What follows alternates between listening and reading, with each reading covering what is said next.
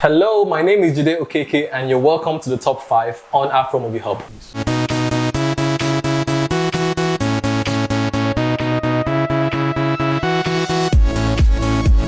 Today, we're counting down the top 5 Nigerian films based on true events, historical events, or people. Don't forget to follow us, subscribe, and hit the notification button. At number 5, we have Invasion 1897. So Invasion 1897 is a Nigerian movie that reenacted the historical events that culminated in February 1897, which involved the invasion, destruction, and looting of the ancient West African kingdom of Benin and the deposition and exile of its once powerful king. The movie was directed by Lancelot Odua and was released in 2014. It featured several Nollywood actors, including Segun Areze and Charles Onoje. So, Jide, what do you think of this story? This Benin story, this invasion? Even for somebody that has not seen the film, I feel like it's really interesting, that topic, the fact that, there are museums currently right now carrying artifacts from Benin. Like, is that not weird? Well, as someone who studied art history in school, and then I also, just have a thing about Nigerian history and then indigenous cultures. It's very interesting, and I like that that he's highlighted this part of our history that is largely forgotten. The king in the story is actually one of the last true monarchs. Okay, I shouldn't probably say that, but it's one of the last true monarchs. One of the last true monarchs. Why do you say? No, there've been other monarchs after him, but he was one of those. He was like the third. Yeah, it was like the one of the most iconic Benin monarchs who actually fought against the Benin Kingdom and the British Empire. Wow. It's hardly before you hear that Africans back in the days fought back against the colonialists, but he is one of them who did. Just like Haile Selassie of Ethiopia, who also did. So what do you think of Lancelot's depiction of that historical? I think we need more stuff like that. Yeah, I think we'll get better with more of this kind of depictions. I think it's a good effort, it's a good start, because you can't just fold your hands and say, okay, until we have $5 million budget before we make a proper film, or $100 million budget. We can start with what we have, and then it grows from there.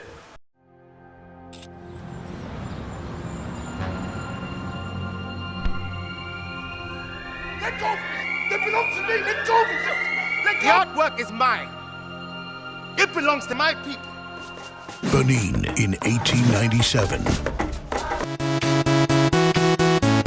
Number 4 on our countdown, we have Half of a Yellow Sun, which is an adaptation of the book based on the same name by Chimamanda Adichie. Adichie, yes.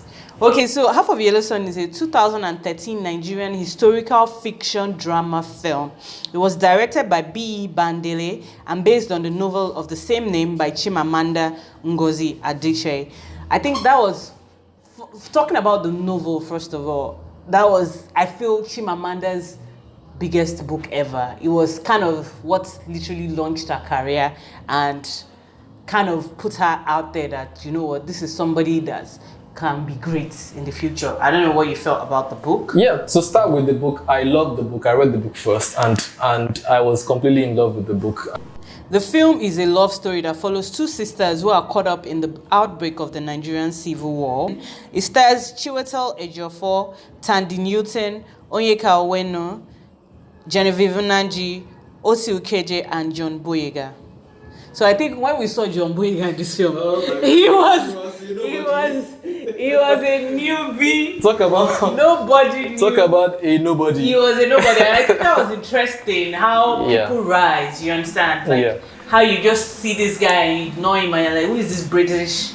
You understand? I think in the film, his character wasn't really given the screen time that he needed, because in the book, what was the character? Ugu, the character he plays in the book from the film, was like it was a character on its own. It had its own story arc, and it was interesting to follow this houseboy who became a soldier at the end of the day. And you know, in the film doesn't really depict much of that. So it's still, I was like, okay, who is this guy? Who is this John Boyega? You know? Yeah. I think it's not very easy to convert a book, a novel to a film. Yeah. I think that's another topic for another day. Like actually, like you understand? Yeah, and adaptations, good adaptations are very difficult because Yes. I feel like a lot of people a lot of people that I know who read the book hated the film because they felt I'm among them. they felt it was a huge injustice that they just turned it into a cheesy love story. So Which is sad because I feel like a lot of people will now be scared to invest that kind of amount in a Nigerian film because the last one they remember was not so successful, and that's like one of the biggest films. that's we've still had. the biggest film that Nollywood has ever had. Yes, so hopefully somebody would be passionate enough.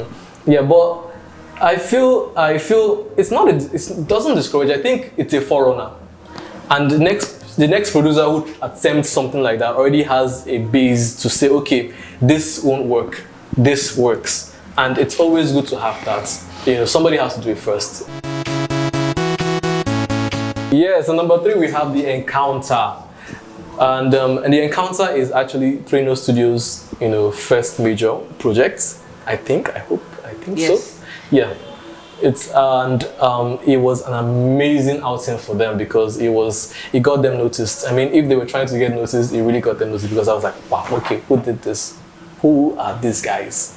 And the director, Tolu Ajayi, that was the first time we're all encountering Tolu Ajayi, and I'm like, You say that's your own first time. I've been a fan of his since he did Blink. and I like what they tried to achieve. You know, with the whole the guy behind the story, the Olympic Yes. runner, Yes. you know, who was assassinated by the Biafrans, and I feel that was just mind blowing because growing up, we all remember the picture of the runner on the book, and we just assume as kids, it's just a drawing. I've ever thought there was a story behind it, and fictional or not, it was an amazing exposition, and I love it. Love the film. Love production design. Love There was cinematography. Nothing wrong. Loved costume. No. There was one thing wrong. It was too short. It was a short Yes, film. that was the only That thing was the wrong with only. it. I feel like, but they would have been Nigerians if they had stretched it. That would have been so Nollywood. Yeah. So I understand them making a short film, but I feel like that was the only thing wrong with the film. That it was too short. That I it was can't- too short. I could not fault anything about that film. I mean, the film, it's a movie course on its own. I mean, so at number 2 we have 76, The Almighty 76 by Izu Ojukwu. Now they spent how many years to shoot? They shot it, then spent how many years in post-production? They shot for 6 months. They were on set for 6 whole months.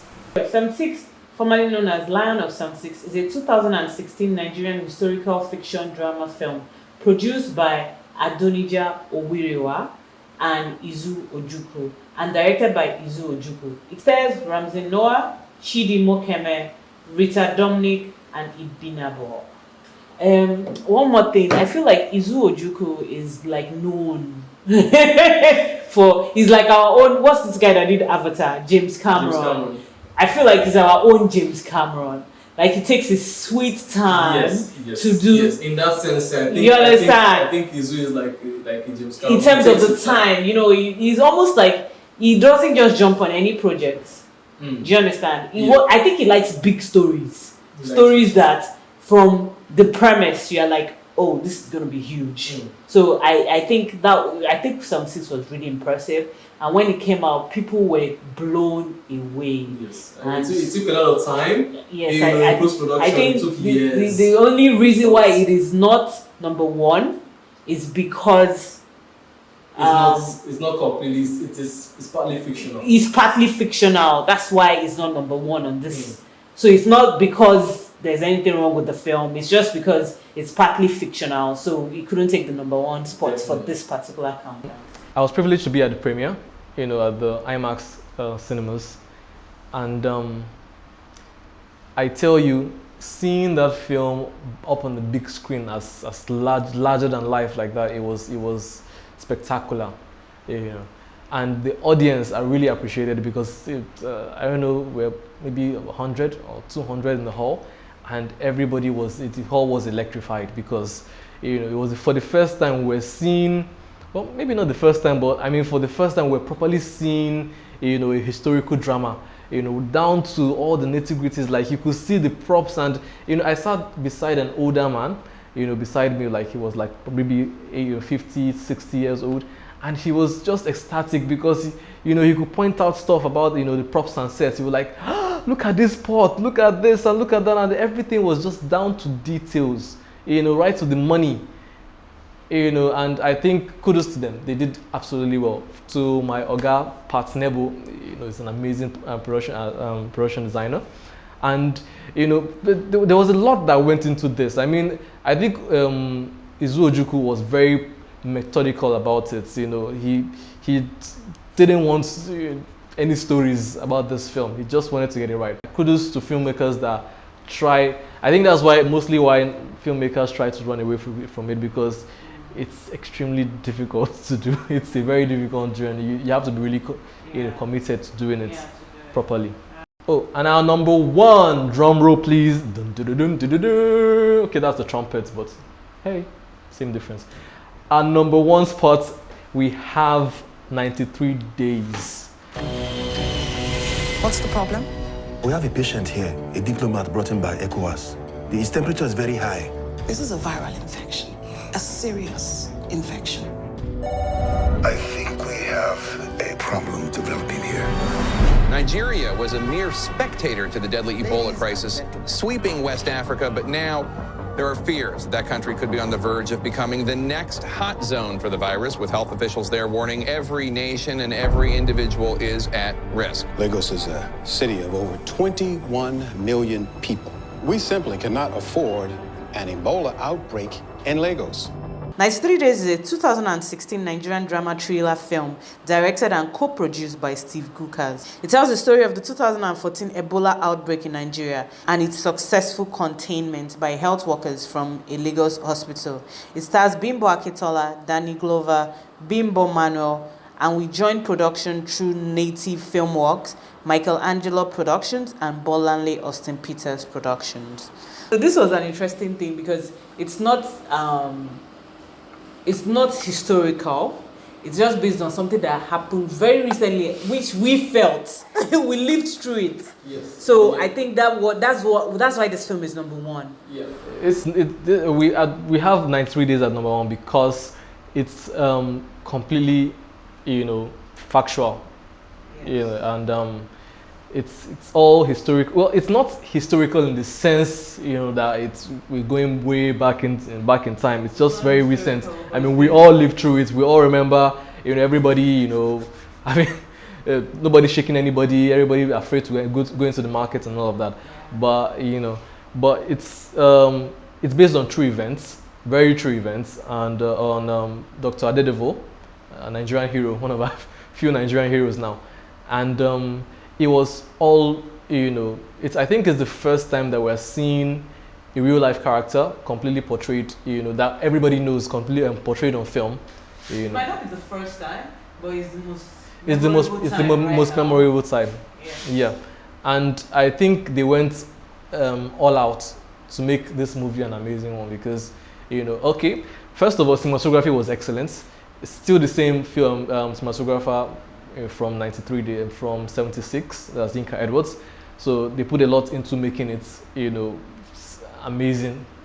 And then they shot for a lot of time. So they shot for 2 months, and they didn't spare any stone unturned to make an amazing film, and it showed. I think I most like the score. As the movie opens, we see an aerial shot of Lagos. And then the voiceover starts, by giving us this ominous feel about how everything could change in just a second, and how, Lagos, and then we see people, tons and multitudes of people in Lagos, and you're already afraid, like, oh goodness, there's about to be like a zombie apocalypse about to happen, and I love that. Like, it started that way, and I think it was a great film. It was brilliant. It was brilliant.